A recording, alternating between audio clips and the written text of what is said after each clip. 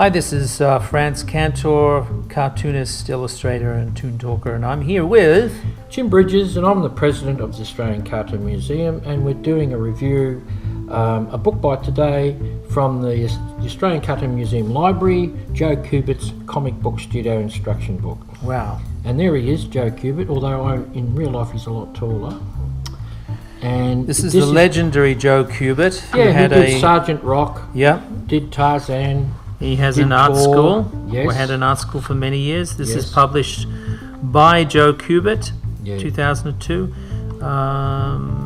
Who is it? The book publisher? Don't know. Running Press Book. Yeah.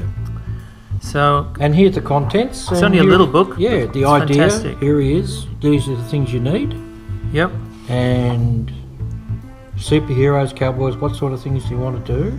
Yeah, so this is kind of like an introduction to the genre of comics. Before you start to draw or write, you have to think. Okay. So maybe it's a movie, TV show, book, or fairy tale. And as soon as a good idea strikes, grab a pen and pencil before it slips away, because it will. Yeah. Yeah. So that's the idea. He's writing his story, he's got his story, and then you draw them. So it might seem to be very simple for kids, you know, on drawing comics, and I guess initially it's aimed at that, but as you see later on, it starts to get quite involved in the comic book medium, in the actual mechanisms for telling stories in a graphic novel, in a sequential art form effectively. So there is effective comic book storytelling and ineffective comic book storytelling, and he's all about the best methodology for telling stories. It's a lot easier to draw your story when you work from a script. This is what a professional script looks like, used by professional cartoonists. Yeah. So it's all about this, you know, starting in the right way and getting the job done. So, Chapter 3, Characters and Setting. Hint, hint, hint. Don't press too hard on your pencil. Yeah. So there's a little bit of cursory, drawing we got classes. And, who did that? I don't know. Anyway. I don't know. Super Fergus. That's a great character. Wonderful. Somebody put that in. Fergus. Fergus is tired. Okay. So someone has used this book with a lot of love and started drawing their own comics. So, as I said, this is an introduction, right? It's an introduction to, perspective and realism and working from reference photographs, and why you should do it. It's just very, very brief, but for most people, this is a great introduction to the medium. What's involved. And thumbnails. Let's get stuck into it. So thumbnails are called thumbnails because they're usually quite small and expressive. So they're very, very rough designs of panels in a comic page. Okay, so you can see it just very, using stick figures and then gradually into more finished expressive panels, and working out your pages, the page designs or the layouts of the page.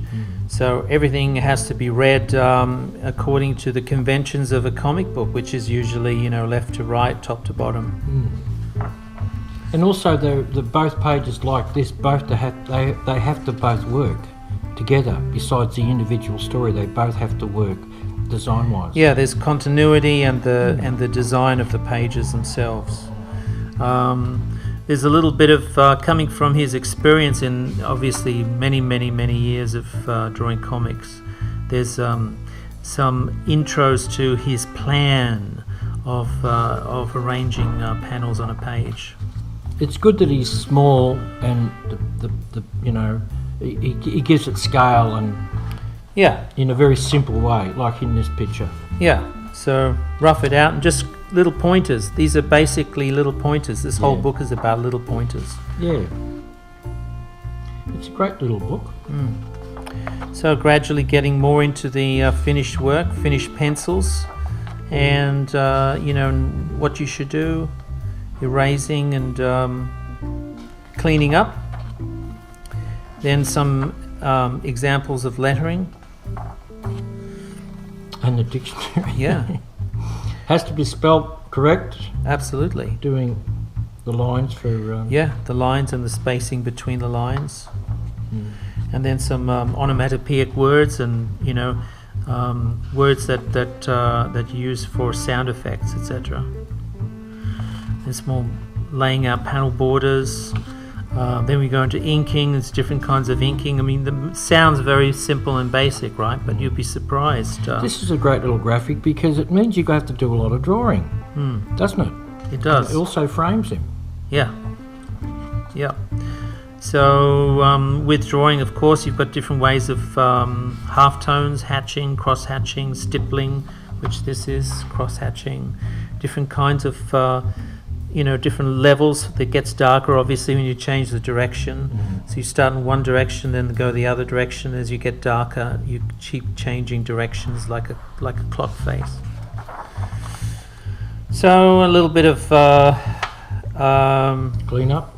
Yeah, a little bit of cleanup, rubbing out, like after you do the inking, you rub out the pencil lines, or if you do blue pencil, like a lot of people, you don't need to rub them out. They just drop out in Photoshop. And of course, clean up. Yeah, clean up. So again, there are little pointers. It's a very handy book for the beginner or the person that's thinking of changing careers or something and getting involved in comics. There is a methodology in comics, and there's no better teacher than Joe Kubert, and this is one of his introductions to the medium, which you could probably do in a day, half a day. It's a beautiful, beautiful, simple book. It is. It is. And of course, he's famous for his vertical paneling. Yeah. And there's none of that in here. No. There's some other examples of ideas of beautifully designed, and it actually makes you feel like you can do it. You can do it. It's not that complicated. You can do it. Well, with that's what this is intended to. Yeah. So you've got a glossary of terms, obviously, which is very important. Perspective seen from above, it's called an overhead shot. Character sheet is a piece of paper with drawings of characters from various angles. Gutter, space between panels and space between pages at the binding. Yeah.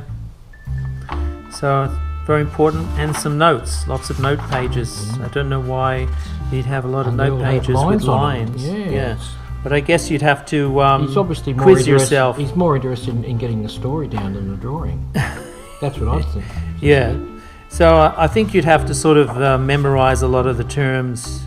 If you're a kid, you'd memorize a lot of the terms and get somebody, your mother or someone, to quiz you, and then you can write down the answers. The Australian Cartoon Museum Library has hundreds of books on how to, but I think that this one is probably one of the best introductions, and there he is working out which panels and how to tell the story. Yeah, so the arrows are very telling. That's how the eye scans the page and goes from one panel to the next panel, which of course makes it a sequential art form. Yes, so look out for it.